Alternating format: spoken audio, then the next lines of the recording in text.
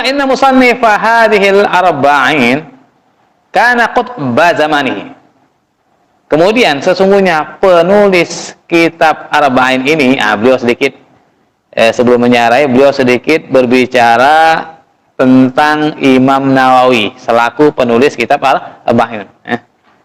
Sesungguhnya penulis penyusun kitab Arba'in ini, Arba'in Nawawi, karena khutbah zaman adalah seorang wali kutub di zamannya. Seorang wali kutub di zamannya. Bukan orang sembarang. Wa farida asrihi wa awanihi. Dan tunggal di masanya dan di waktunya. Ketika itu beliau itu wali kutub dan alim tunggal. Misalnya dalam keilmuan, dalam ibadah beliau tidak ada yang ungguli di masanya. Wasmuhu, namanya Yahya bin Syarafuddin. Nama aslinya Yahya bin Syarafuddin, tetapi banyak orang yang tidak kenal nama aslinya. Kalau sebelumnya Yahya bin Syarafuddin banyak yang tidak kenal. Tapi kalau Imam Nawawi sudah masyhur, banyak orang awam pun kenal. Kalau Yahya bin Syarafuddin itu hanya di kalangan ahli ilmu saja ngerti. Kalau disebutkan Yahya bin Syarafuddin berarti yang maksud adalah Imam Nawawi. Tapi kalau orang-orang yang awam yang bukan ahli ilmu banyak yang tidak paham itu Yahya bin Syarafuddin. Dan nama beliau Yahya bin Syarafuddin. Waluqiba bi Muhyiddin, beliau juga dijuluki dengan Muhyiddin. Muhyiddin Yahya bin Syarafuddin. Dikaunihi, kenapa kok beliau dijuluki dengan Muhyiddin? Dikaunihi harrara madhhab Syafi'i radhiyallahu ta'ala. Karena beliau telah menulis, menetapkan mazhab Imam Syafi'i radhiyallahu anhu. Nah, di Muhyiddin kan artinya orang yang menghidupkan agama. Karena beliau harrar, beliau menetapkan mazhab Imam Syafi'i, mempatwakan kembali, bahkan ada fatwa-fatwa yang tidak dipatwakan oleh Imam Syafi'i, beliau fatwakan. Beliau seorang mujtahid. Tapi tetap bermazhab Imam Syafi'i ini. Nah, salah satu tokoh dalam mazhab Imam Syafi'i ini, Imam Nawawi. Dan sezaman dengan beliau yaitu Imam Rafi'i. Imam Rafi'i sezaman dengan beliau ini. Nah, ada beberapa masalah yang berbeda. Tetapi para ulama kalangan mazhab Syafi'i, apabila kedua orang ini berbeda, kedua ulama ini, Imam Rafi'i dengan Imam Nawawi, para ulama mengunggulkan Imam Nawawi karena lebih mu'tamad, lebih pendapatnya. Dalam sebuah syair itu disebut wa Rafi'i wa Nawawi idza ikhtalaf gaulahuma faqaddimil ladzi khalaf. Imam Rafi'i dan Imam Nawawi apabila pendapat keduanya berselisih, maka dahulukan yang khalaf, yang setelahnya. Ini wa Rafi'i wa Nawawi, ini Imam Nawawi, dahulukan Imam Nawawi. Artinya perselisihan itu memang tidak bisa dihindarkan. Setiap zaman masih ada perselisihan. Tidak bisa, memang sudah menjadi sunnatullah. Setiap masa ada perselisihan. Memang manusia itu punya pikiran yang berbeda-beda, tidak bisa disamakan. Nah, tetapi sebaik-baik orang yang berselisih, saling menghormati. Tidak bisa kita memaksakan orang lain untuk mengikuti pendapat kita. Tapi harus menghargai dan menghormati. Imam Rafi'i, Imam Nawawi saling bersih tapi tetap menghargai. Imam Syafi'i berselisih dengan gurunya Imam Malik, tapi tetap saling menghargai, tidak sampai merasa lebih baik, merasa paling benar, karena masing-masing semuanya berijtihad yang benar, dapat pahala, yang salah pun tetap dapat pahala. Beliau dijuluki dengan Muhyiddin. Wa qila lahu Nawawi, dan dijuluki juga dengan Nawawi. Nah, yang masyhur itu Nawawi. Nah, kenapa kok dijuluki Nawawi? Li'annahu wulida bi Nawa. Karena beliau itu dilahirkan di desa Nawa. Namanya desa Nawa. Qaryatin min qura Damashq. Salah satu desa dari desa-desa di kota Damaskus. Damaskus itu sekarang di Syria. Dulu namanya Syam. Banyak ulama yang terlahir dari kota Damaskus ini. Imam Nawawi lahir di situ, lahir di Nawa, di desa Nawa di kota Damaskus. Wadufina fiha, dan beliau juga dikebumikan di kota, di desa Nawa. Lahir di situ, dikebumikan di situ juga. Wa kana mauliduhu bil Muharram. Kelahiran beliau itu pada bulan Muharram. Jadi beliau lahir di bulan Muharram sanata sittimi'atin wa salasina. Tahun 630. Lahirnya 630, berarti sudah melewati masa salaf. Masuk ulama khalaf beliau nih. Karena masa salaf itu berakhir sampai tahun 300. Setelah tahun 300 bukan namanya salaf tetapi khalaf. Imam Nawawi termasuk dari para ulama khalaf. 630 berarti beliau sudah masuk abad ke-7. Abad ke-7 beliau ini. Waqila wa ihdawasa, ada yang mengatakan 631.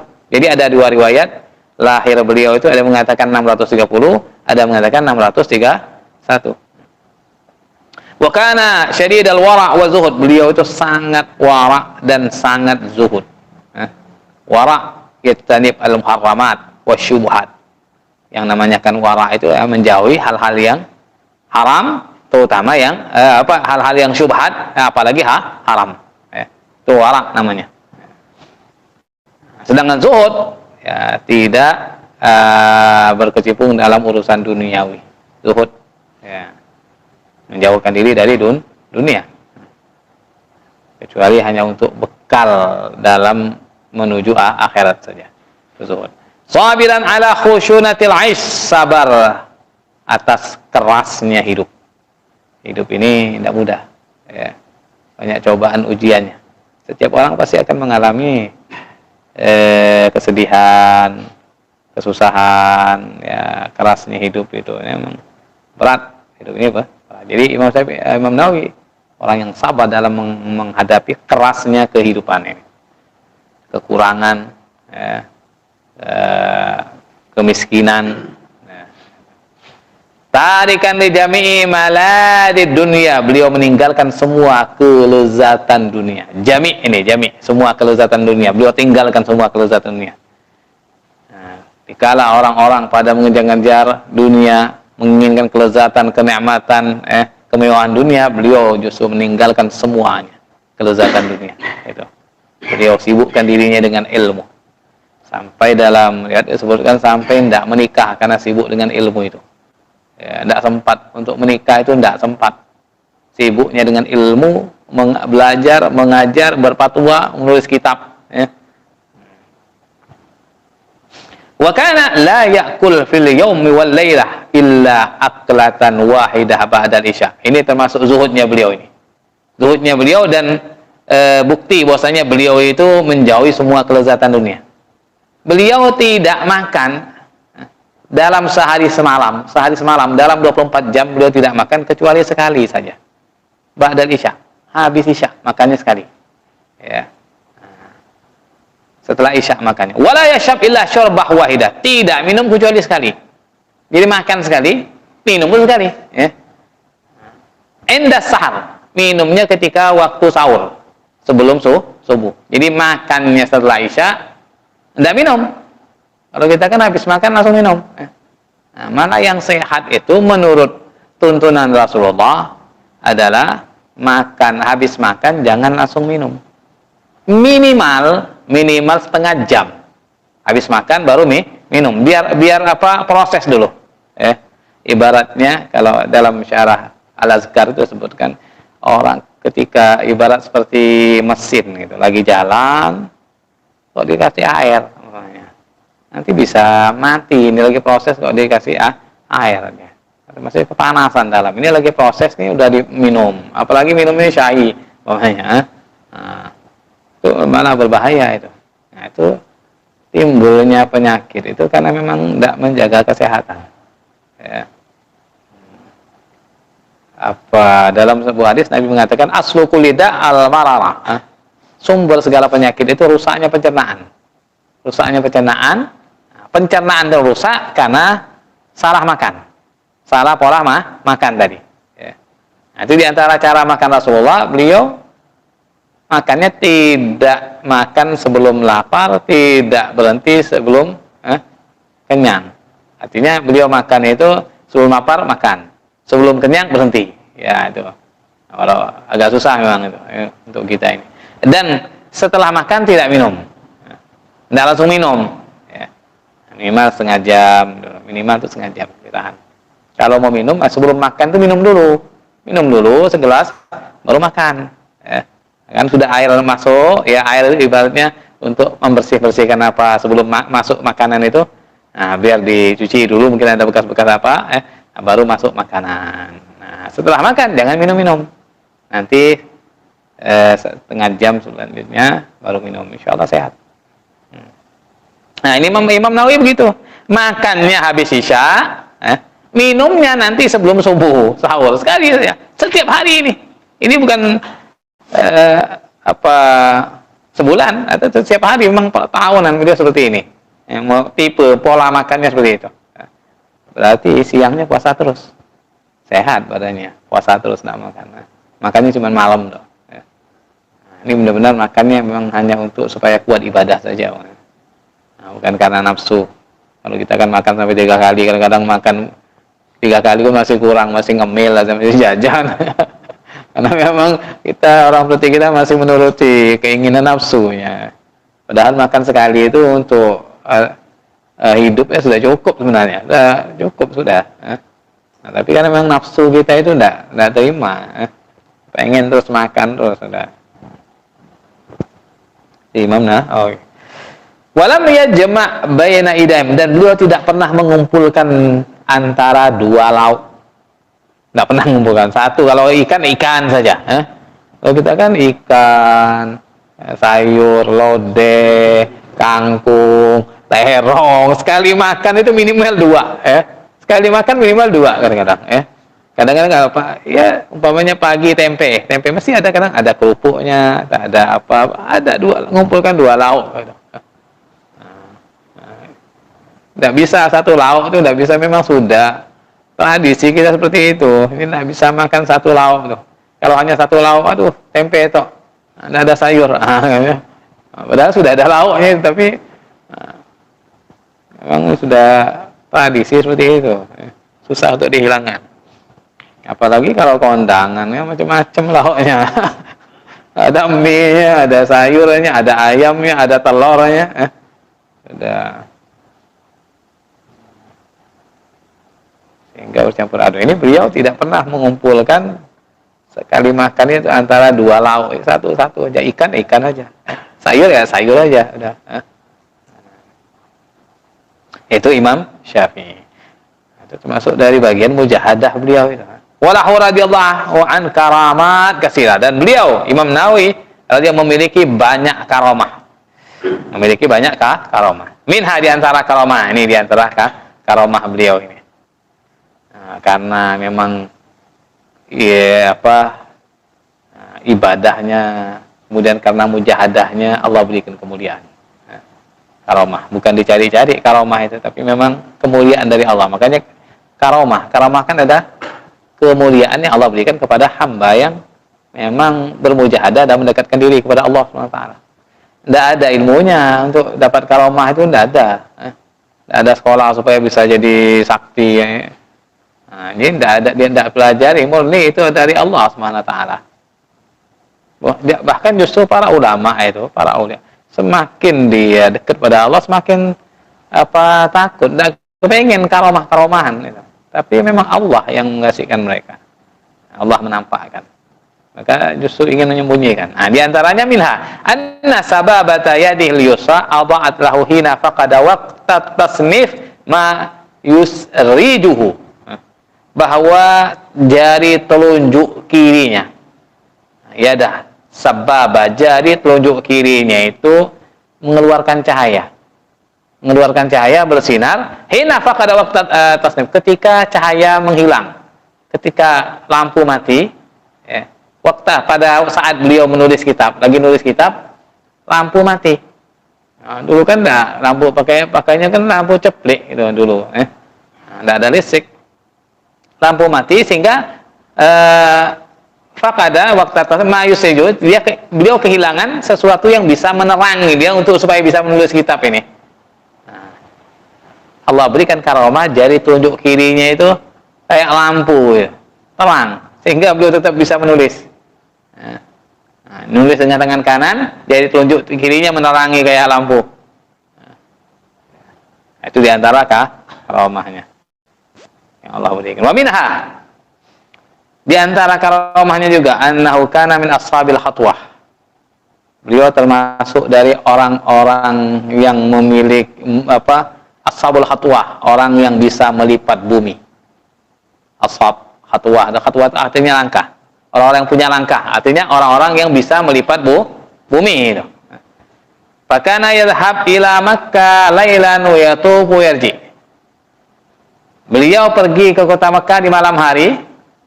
Nah, dengan ilmu lipat bumi tadi, beliau bertawaf, kemudian pulang, langsung pulang.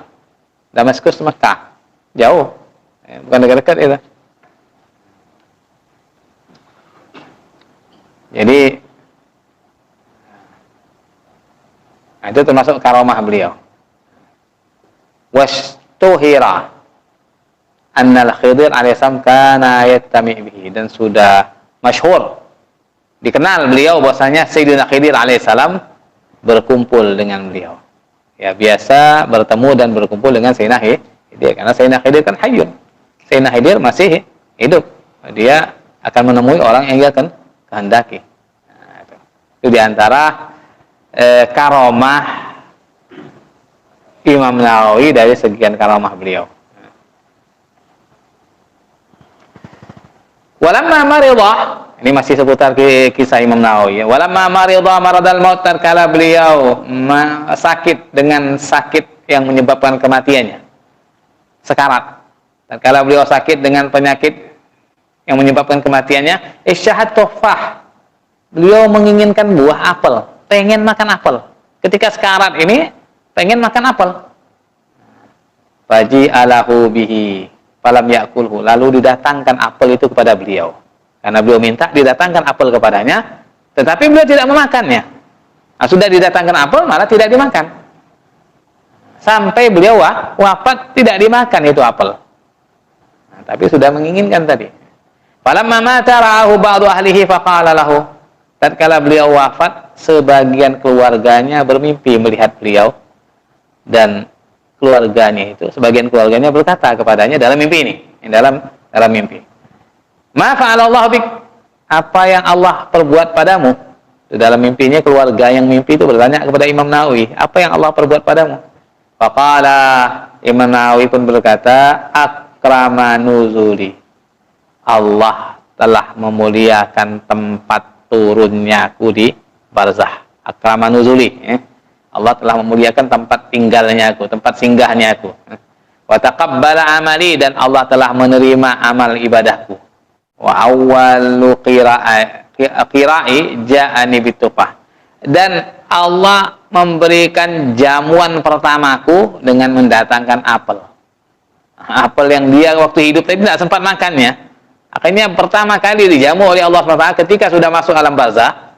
Alam barzah itu ada kehidupan ya, dan Allah ngasih rezeki di alam barzah itu ada rezeki karena masih ada kehidupan itu. Nah, itu yang harus kita yakini sebagai orang yang beriman, meyakini bahwasanya di alam barzah ada kehidupan.